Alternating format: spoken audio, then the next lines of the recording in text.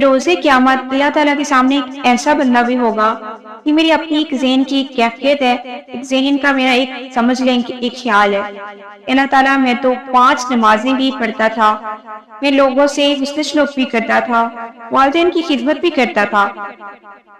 میں لوگوں کے کام بھی آتا تھا، صدقہ خیرات بھی کرتا تھا، زکوٰۃ بھی دیتا تھا، روزہ بھی رکھتا تھا، حج بھی کرتا تھا، عمرے بھی کرتا تھا، اللہ تعالیٰ پھر بھی تو مجھے جہنم میں پھینک رہا ہے۔ میں سمجھتی ہوں کہ یہ موبائل اٹھ کے کہے گا ہاں،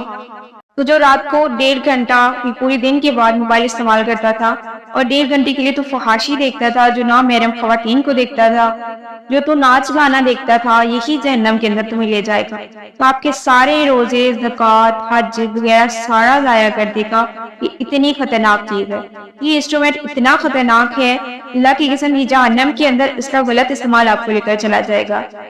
آپ کے سارے اعمال، آپ کے سارے نیک اعمال، آپ کی تمام تر اچھائیاں، آپ کی نیکیاں اس نے غرق کر کے رکھ لینی ہے۔ اس لیے میں کہتی ہوں کہ آج کل یہ بڑا لمحہ فکر کیا ہے